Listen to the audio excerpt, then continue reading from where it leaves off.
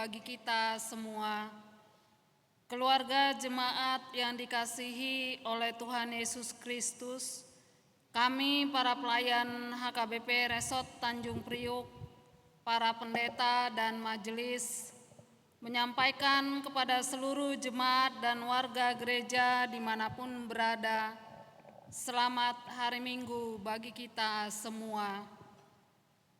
Mari kita mempersiapkan diri memasuki ibadah ini dengan berdoa di dalam hati kita masing-masing. Kita bersaat teduh sejenak.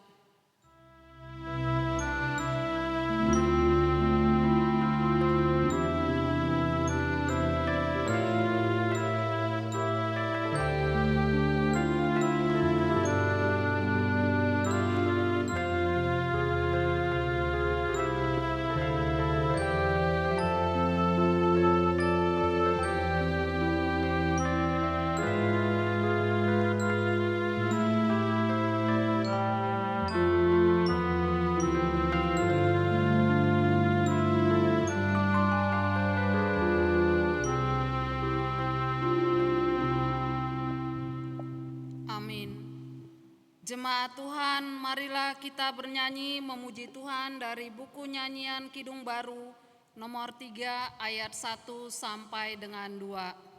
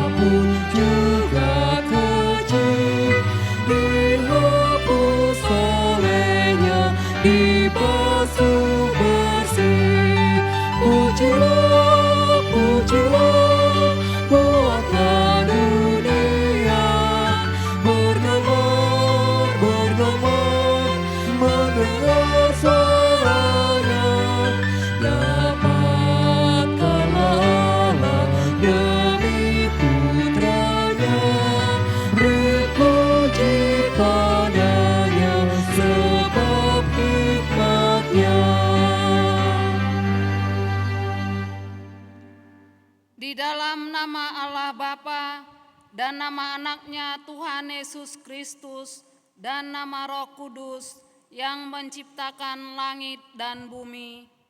Amin. Sebab jalan-jalan Tuhan adalah lurus dan orang benar menempuhnya, tetapi pemberontak tergelincir di situ. Haleluya.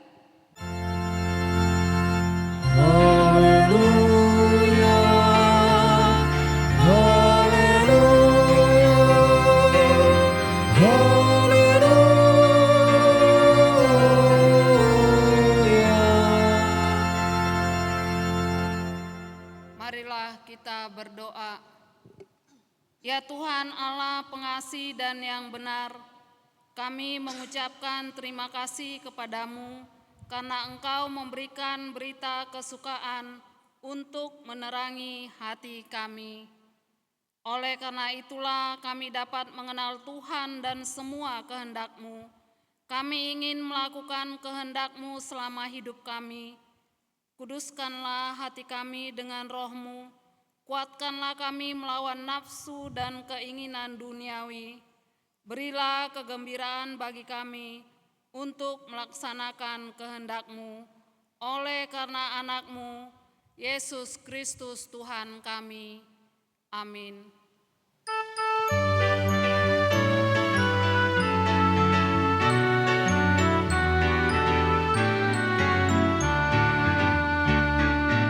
Ikuti Kau saja Tuhan, jalan damai bagiku. Aku selamat dan sentosa hanya oleh darah-Mu. Aku ingin ikuti Kau dan mengabdi padamu. Dalam Dikau Juru Selamat, ku bahagia penuh. Ikuti Kau di sengsara, karena janji-Mu teguh. Atas kuasa kegelapan, ku menang bersama-Mu. Aku ingin ikuti Kau dan mengabdi padamu. Dalam Dikau Juru Selamat, ku bahagia penuh.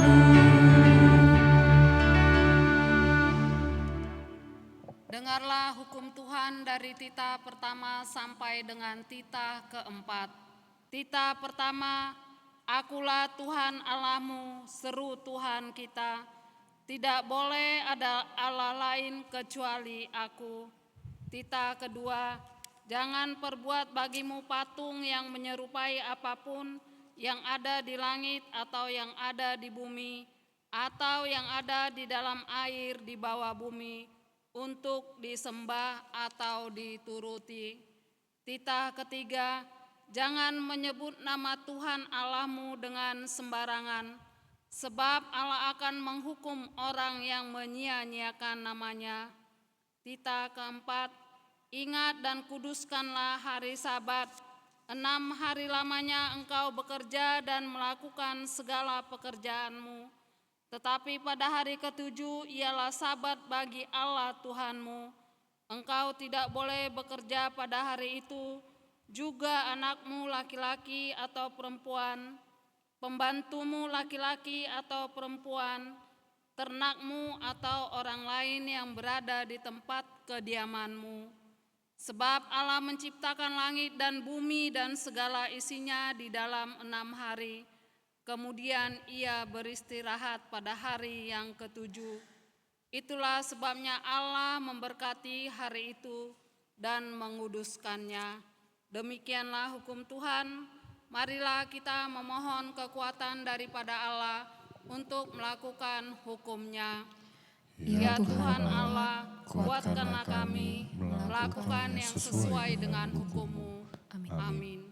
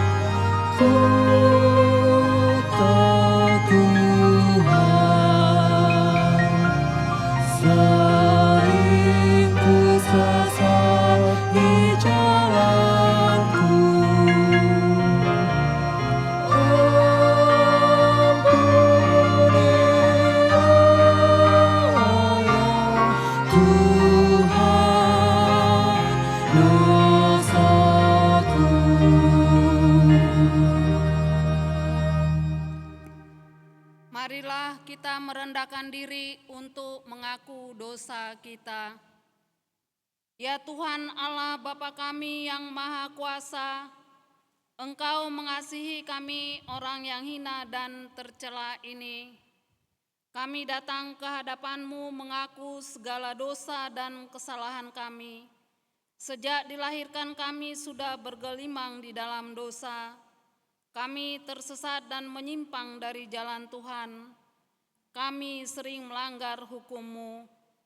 Ya Tuhan kami, janganlah mengingat dosa dan pelanggaran kami pada masa muda, tetapi ingatlah kepada kami sesuai dengan kasih setia-Mu.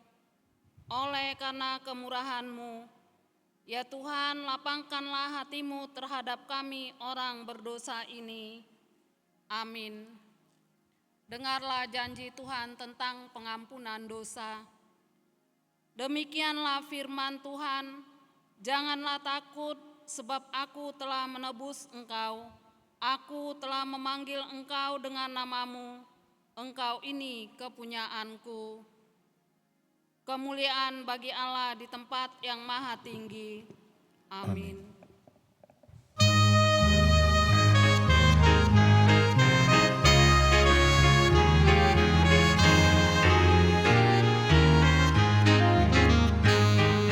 Janji yang manis kau tak kulupakan, tiada lagi takut dalam diriku. Walau berapa jalan hidupku, terang dari Tuhanku menyinariku. Kau tidak akan aku lupakan, aku membimbingmu, aku menuntunmu. Kau tidak akan aku lupakan, aku penolongmu, yakinlah teguh.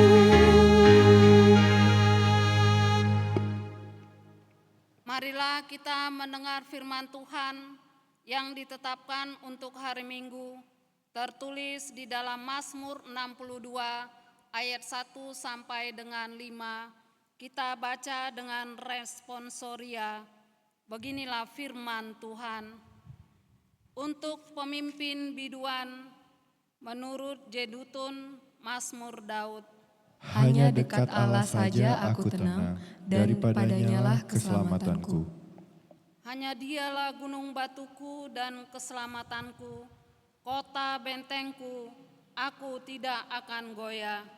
Berapa lamakah kamu hendak menyerbu seseorang, hendak meremukkan dia, hai kamu sekalian, seperti terhadap dinding yang miring, terhadap tembok yang hendak roboh? Mereka hanya bermaksud menghempaskan dia dari kedudukannya yang tinggi. Mereka suka kepada dusta, dengan mulutnya mereka memberkati, tetapi dalam hatinya mereka mengutuki. Demikianlah firman Tuhan. Berbahagialah orang yang mendengar firman Allah serta memeliharanya. Amin.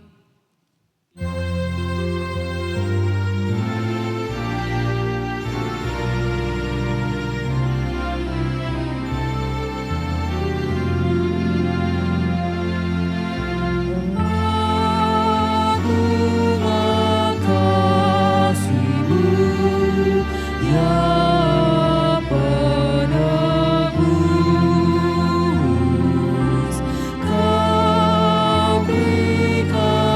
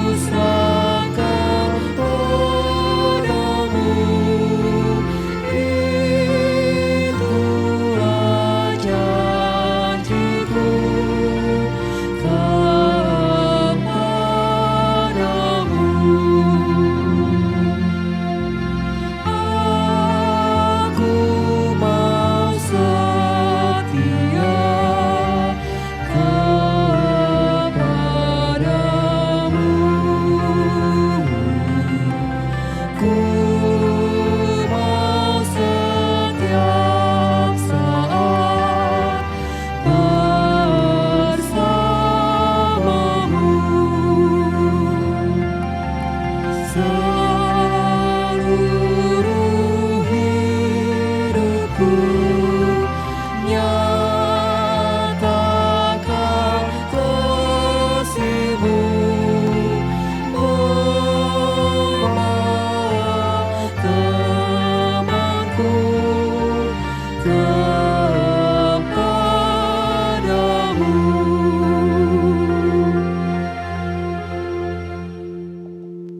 Marilah kita bersama-sama mengaku iman kepercayaan kita sebagaimana teman-teman seiman di seluruh dunia. Kita bersama-sama mengucapkannya. Aku percaya kepada Allah, Bapa yang Maha Kuasa, Khalik langit dan bumi. Aku percaya kepada Yesus Kristus, Anaknya yang tunggal Tuhan kita, yang dikandung daripada Roh Kudus, lahir dari anak darah Maria, yang menderita sengsara di bawah pemerintahan Pontius Pilatus, disalibkan, mati dan dikuburkan, yang turun dalam kerajaan maut. Pada hari yang ketiga, bangkit pula dari antara orang-orang mati, naik ke surga, duduk di sebelah kanan Allah, Bapa yang Maha Kuasa. Dari sana akan datang kelak untuk menghakimi orang yang hidup dan yang mati. Aku percaya kepada Roh Kudus dan adanya satu gereja yang kudus dan am, persekutuan orang kudus, pengampunan dosa, kebangkitan daging, dan hidup yang kekal. Amin. Amin.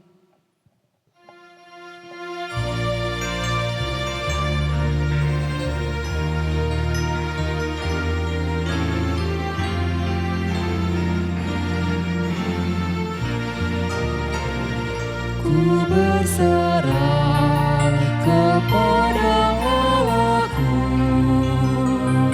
di darat pun di laut menderu, Dia ketih tak berhenti, Bapa surgawi terus menjagaku. Ku tahu benar, ku dipegang erat di gunung tinggi dan samudera, di taufan ku didekat, Bapa surgawi terus menjagaku.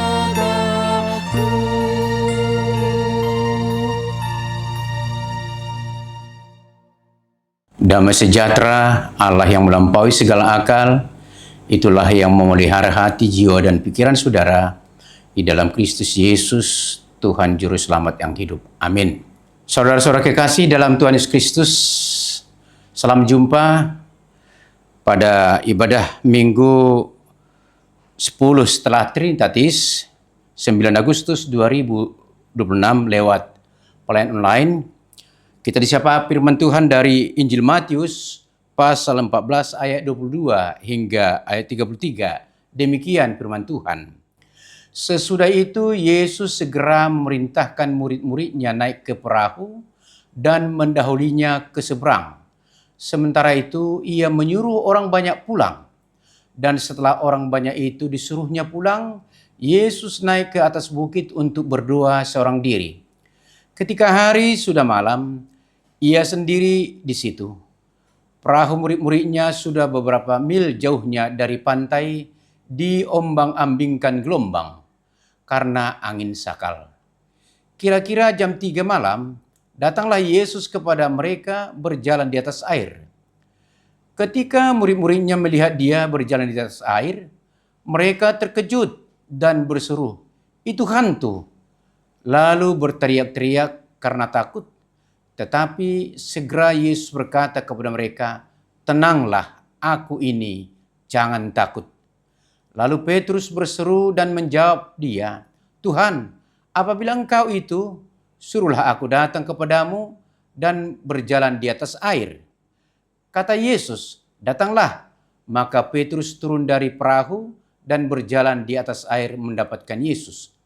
Tetapi ketika dirasanya tiupan angin, Takutlah ia dan mulai tenggelam lalu berteriak, "Tuhan, tolonglah aku." Segera Yesus mengulurkan tangannya, memegang dia dan berkata, "Hai orang yang kurang percaya, mengapa engkau bimbang?" Lalu mereka naik ke perahu dan angin pun redalah. Dan orang-orang yang ada di perahu menyembah dia, katanya, "Sesungguhnya engkau anak Allah." Saudara kekasih, topik minggu kita pada hari ini, tenanglah, jangan takut. Rasa takut adalah sesuatu hal yang dapat terjadi pada setiap orang. Itu pula yang terjadi pada murid-murid Yesus kalau mereka dihadang badai di Danau Galilea, kalau mereka mau ke seberang. Jangan takut. Itulah sabda Yesus kepada para murid yang ketakutan karena perahu mereka terombang-ambing oleh badai. Matius 14 ayat 27.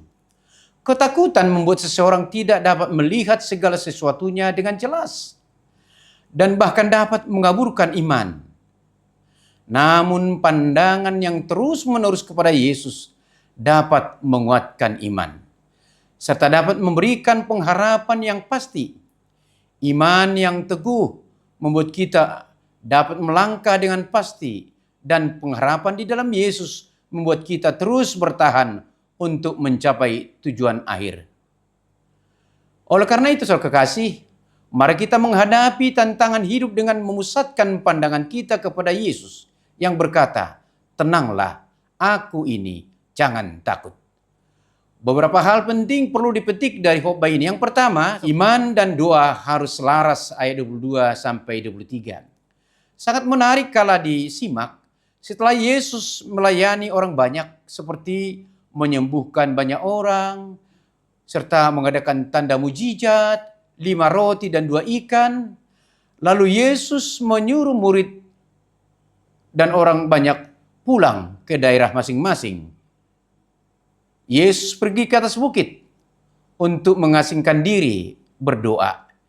Ini berarti doa adalah merupakan unsur yang sangat penting dalam pelayanan.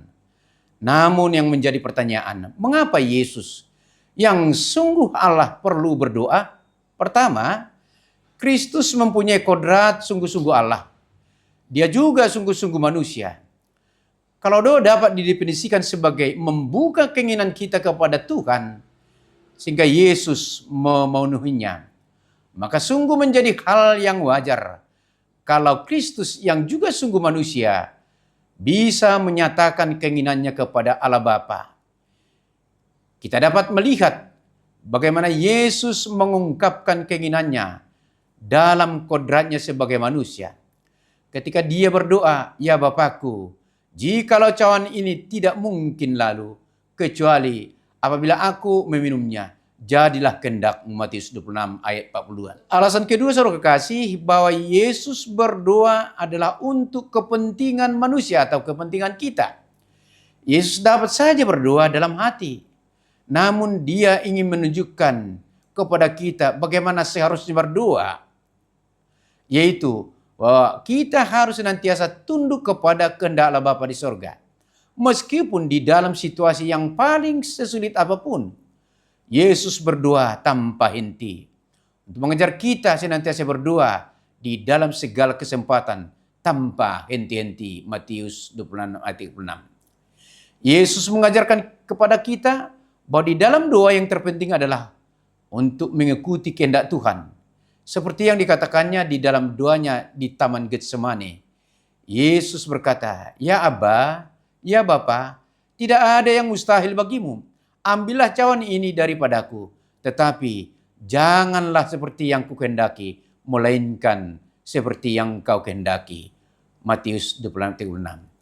Yesus mengajarkan kita tentang doa yang sempurna, yaitu doa Bapa kami. Lihat di Matius 6.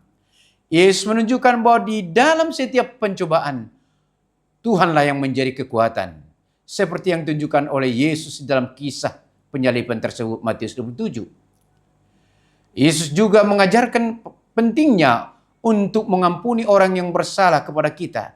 Seperti yang ditunjukkan oleh Yesus dengan berdoa, "Ya Bapa, ampunilah mereka, sebab mereka tidak tahu apa yang mereka perbuat. Lukas 23. Dan masih begitu banyak contoh yang lain yang mengajarkan kita agar mengetahui bagaimana caranya untuk berdoa.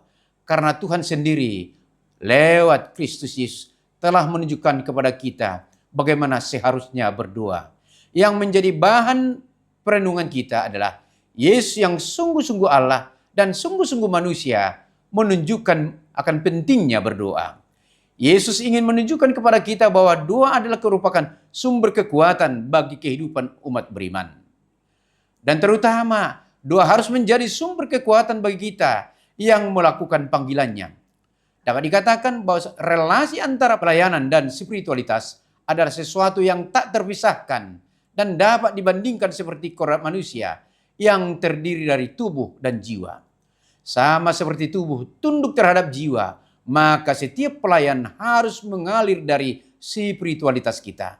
Pelayanan yang tidak berakar pada spiritualitas sama seperti tubuh tanpa jiwa. Jadi, pelayan mensyaratkan kehidupan rohani para pelakunya sehingga dapat menghasilkan buah-buah yang berlimpah. Yang kedua, saudara kekasih, hadapi gelombang hidupmu, ayat 24. Kehidupan rohani yang terbangun dari kehidupan doa menjadi sangat penting. Karena begitu banyak gelombang yang menerpa kehidupan kita. Tanpa kehidupan doa yang baik, maka perahu kehidupan kita juga akan goncang. Bahkan kalau perahu adalah lambang gereja, tanpa kehidupan doa yang baik dari anggota gereja, maka gereja juga akan tergoncang. Namun saudara kekasih, Tuhan yang telah berjanji untuk melindungi gerejanya sampai pada akhir zaman, Matius 16.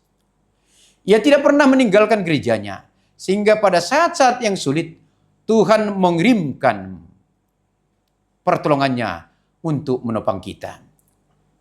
Yang ketiga, saudara kekasih, tenanglah dan jangan takut, ayat 25 hingga 27. Cara Tuhan untuk menyelamatkan seseorang dalam kesulitan sering dengan cara yang tidak disangka-sangka. Dalam perikop ini diceritakan bahwa Yesus datang kepada murid yang sedang panik karena terjangan badai. Pada waktu dan cara yang tidak umum, Yesus datang pada jam 3 subuh berjalan di atas air. Coba bayangkan bahwa para murid mungkin berjuang semalaman suntuk di perahu dari terjangan ombak dan badai. Mungkin mereka menyadari bahwa guru mereka tidak bersama-sama dengan mereka, sehingga mereka tidak dapat meminta pertolongan kepadanya. Pada saat gawat seperti ini, dan pada waktu yang sungguh sulit dan tak terduga, mereka melihat sosok yang berjalan di atas air, sehingga mereka mengira bahwa itu adalah hantu, ayat 26. Namun, kemudian Yesus berkata kepada mereka, tenanglah, aku ini, jangan takut, ayat 27. Kata tenang atau tarseo dalam bahasa Yunani sering dipakai Yesus untuk menguatkan orang-orang yang sakit yang datang kepadanya. Ia mengatakan kepada orang lumpuh dan kepada perempuan yang telah 12 tahun menderita pendarahan. Lihat Matius 9 ayat 22. Agar mereka tenang, percaya, sehingga mereka dapat memperoleh kesembuhan. Bahkan Yesus mengatakan lebih lanjut, imanmu telah menyelamatkan engkau. Dari sini kita dapat belajar bahwa dalam kondisi tanpa harap, kita dapat terus berharap kepada Yesus. Yang diperlukan adalah kepercayaan bahwa Yesus akan membantu kita dan tidak akan pernah membiarkan kita hidup menghadapi permasalahan sendiri saja. Yang keempat, saudara kekasih, arahkan pandanganmu kepada Yesus, ayat 28-32. Mendengar perkataan Yesus serta mengenali sosok dan suara Yesus, para murid mendapatkan ketenangan. Tetapi ketenangan saja tidaklah cukup. Orang yang mengasihi senantiasa ingin bersatu dengan orang yang dikasihinya. Petrus yang mengasihi Yesus mengatakan, Tuhan, apabila engkau itu, suruhlah aku datang kepadamu, berjalan di atas air, ayat 28. Sungguh pernyataan yang terdengar berani dan mungkin cenderung terburu-buru. Petrus dipenuhi dengan kerinduan dan iman akan Yesus Kristus. hatinya membuat Petrus ingin cepat bersama dengan Yesus yang saat itu masih berjalan di atas air. Dan imannya membuat Petrus percaya bahwa Yesuslah yang berjalan di atas air. Serta percaya bahwa Yesus dapat memberikan kekuatan dan keselamatan yang sama kepada kita tak kala sedang menghadapi persoalan hidup. Saudara kasih, marilah melihat kedalaman hati Petrus, maka Yesus menjawab, datanglah. Ayat 29. Sama seperti Kristus melihat kedalaman iman dari orang lumpuh dan wanita yang sakit pendarahan.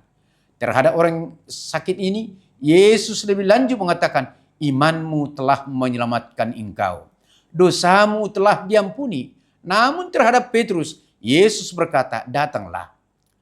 Dan dengan mata yang terus tertuju kepada Yesus, Petrus turun dari perahu, menapakkan kakinya, dan kemudian berjalan di atas air. Iman yang membuat seseorang berani untuk meninggalkan apa yang dia gumuli, melepaskan apa yang dia pegang, meninggalkan zona nyamannya, dan kemudian melangkah ke sesuatu yang mungkin lebih sulit, lebih tidak nyaman. Namun dengan mata terus tertuju kepada Yesus, karena imanlah Abraham mau meninggalkan yang dia miliki untuk menuju tanah perjanjian. Dan karena imanlah Musa mau pergi menghadap Fir'aun dan memimpin bangsa Israel keluar dari Mesir. Demikian juga dengan Petrus, dengan berani menapakkan kakinya keluar dari perahu untuk berjalan di atas air. Karena Yesus yang adalah Sang Firman telah berkata kepadanya, datanglah. Dengan demikian, selama seseorang memusatkan perhatian kepada Kristus, maka dia akan dapat mengarungi badai kehidupan. Ketika Petrus tidak lagi berfokus pada Yesus, namun pada apa yang terjadi di sekitarnya, pada tiupan angin, maka hatinya dipenuhi dengan kebimbangan dan ketakutan. Ketakutan terjadi bagi Petrus karena mengalihkan perhatiannya terhadap ancaman yang terjadi di sekelilingnya. Dan pada saat seseorang berfokus pada ancaman, serta melupakan apa yang baik yang berada di depannya, maka iman dan harapan seolah-olah menjadi kabur. Dia melupakan apa yang menjadi dasar dari langkah kehidupannya dan tidak lagi melihat bahwa sesuatu yang baik adalah mungkin untuk dicapai. Karena ancaman sekitarnya, Rasul Petrus melupakan bahwa dasar dia berjalan di atas air adalah karena ketaatan dan sabda Kristus. Dan tujuan dari dia berjalan di atas air adalah untuk mendekat dan bersatu dengan Kristus. Kehilangan dasar atau iman dan tujuan atau harapan membuat Rasul Petrus ketakutan dan kemudian mulai tenggelam. So kekasih, lawan dari ketakutan adalah keberanian, audacity, yaitu sikap berani untuk menghadapi tantangan atau ancaman. Keberanian dalam menghadapi tantangan kehidupan bukanlah bersumber pada diri kita sendiri, namun pada Kristus sendiri. Inilah sebabnya ketika kita takut, maka kita perlu membangkitkan kembali sumber kekuatan kita, yaitu Kristus sendiri. Ini yang dilakukan oleh Rasul Petrus ketika dia berteriak, Tuhan tolong aku. Pada saat kita minta tolong kepada Tuhan dan mengangkat tangan kita, maka Tuhan menghampiri kita, memegang tangan kita, dan menarik kita dari keterpurukan kita, sama seperti Kristus kemudian mengulurkan tangannya. Ayat 31. Ketika Kristus mengulurkan tangannya, dia menghapus semua kebimbangan dan ketakutan Petrus. Dan kemudian Kristus membawa Petrus naik ke perahu. Sungguh menarik. Ketika Yesus menghapuskan ketakutan dan kemudian naik ke perahu bersama mereka, maka dikatakan bahwa angin pun reda. Hanya ketenangan di dalam Tuhanlah yang dapat meredakan ketakutan kita. Yang kelima, saudara kekasih, pengalaman iman mengenal Yesus atau Kristus. Ayat 33. Pengalaman akan Kristus yang sungguh mampu untuk melakukan mukjizat kesembuhan, memperbanyak roti, menguasai kekuatan alam, serta membuat Petrus dapat berjalan di atas air, serta menolongnya ketika dia tenggelam, membuat para murid menyembah Yesus dan mengatakan, sesungguhnya engkau anak Allah. Sebelumnya para murid kebingungan akan identitas Yesus Ketika Yesus meredakan angin ribut, sehingga mereka terheran-heran dan bertanya, orang apakah ini? Sehingga ia dan danau pun taat kepadanya. Namun pada kejadian ini mereka menyadari bahwa guru mereka adalah anak Allah. So kekasih, apa yang menjadi refleksi dari firman Tuhan pada kita minggu ini? Perikop ini, Yesus berjalan di atas air, memberikan pelajaran kepada kita, agar kita senantiasa menaruh percaya kita kepada Yesus, menaruh harap kepada Yesus, sehingga kita dapat mengarungi gelombang kehidupan dengan penuh iman dan pengharapan. Tanpa iman dan pengharapan di dalam Kristus, kehidupan kita akan terpusat pada masalah dan gelombang. Namun dengan iman dan pengharapan, kita akan dapat melalui gelombang kehidupan ini dengan ketenangan, aman, dan damai bersama Yesus. Amin. Kita berdoa. Bapa di sorga, Bapa yang kami kenal dalam Yesus Kristus dan Roh Kudus, kami bersyukur Tuhan atas hari-hari hidup kami yang selalu Engkau sertai. Di situasi apapun, Tuhan menolong kami. Ini juga menjadi pembelajaran bagi kami firman Tuhan pada minggu ini. Hidup bersama dengan Yesus akan memberikan solusi, bahkan ketenangan jiwa di dalam menghadapi gelombang kehidupan ini. Dengan iman dan pengharapan kepada Yesus, kami dapat melalui. Kami menjadi pemenang. Itu menjadi pembelajaran bagi kami. Ya Bapa di sorga, kami berdoa kepada saudara-saudara kami yang mungkin banyak mengalami pergumulan dalam kehidupannya secara personal maupun keluarga. Sehingga itu merupakan badai kehidupan, gelombang kehidupan yang seakan-akan mau menghempaskan kami dari Yesus. Dengan firman-Mu yang menyapa kami, beriman dan berharap kepada Yesus. Segala perkara dapat kami hadapi. Bahkan kami menjadi pemenang di setiap persoalan kehidupan kami. Asal kami percaya dan berharap kepada-Mu. Ya Tuhan Yesus Kristus, kami berdoa juga bagi saudara kami yang ada di perjalanan kehidupan ini. Karena pekerjaan baik di darat maupun di laut. Dimanapun mereka Tuhan, kami doakan biarlah Tuhan yang menyertai.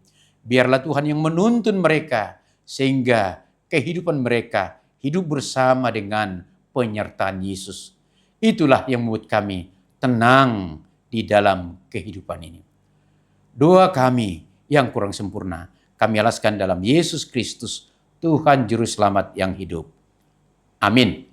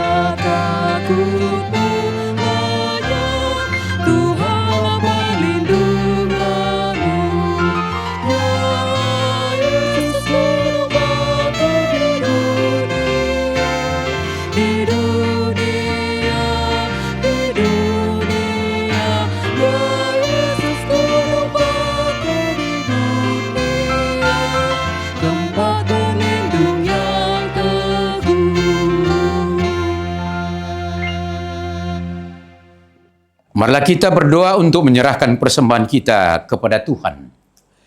Ya Allah Bapa kami yang di sorga, kami mengaku bahwa Tuhan adalah sumber dari segala karunia yang melimpah dalam kehidupan kami masing-masing. Sebagian dari karunia itu kami serahkan kembali sebagai persembahan kepada Tuhan.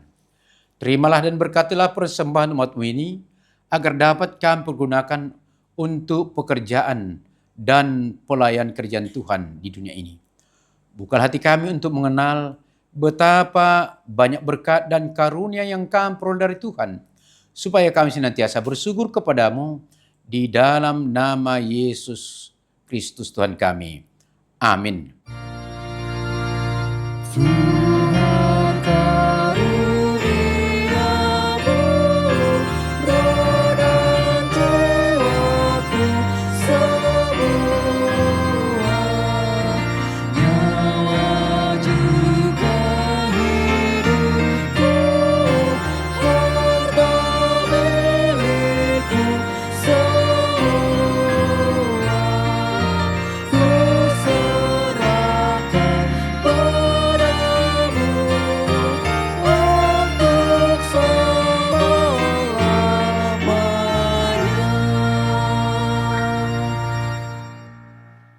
Bapa kami yang di sorga, dikuduskanlah namamu, datanglah kerajaanmu, jadilah kehendak-Mu di bumi seperti di sorga.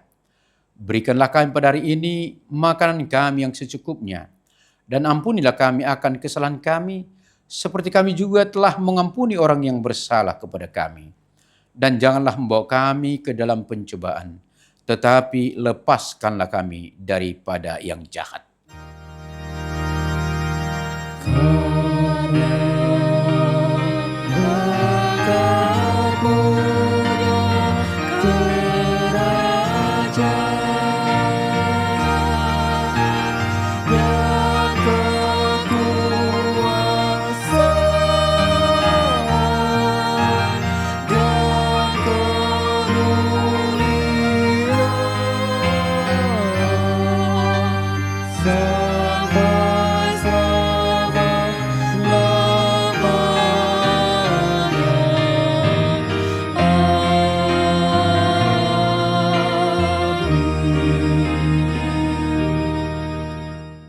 Pulanglah dengan sejahtera dan terimalah berkat Tuhan.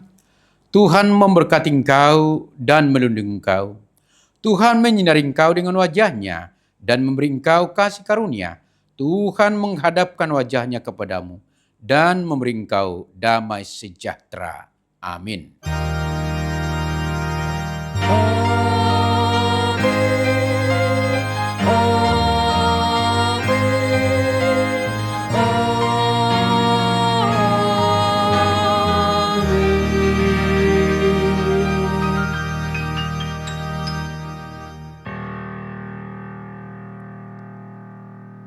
Saudara kekasih dalam Kristus, atas nama seluruh para halado, pendeta mengucapkan selamat hari Minggu, selamat berkegiatan.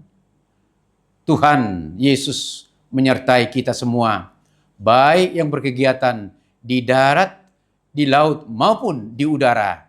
Amin.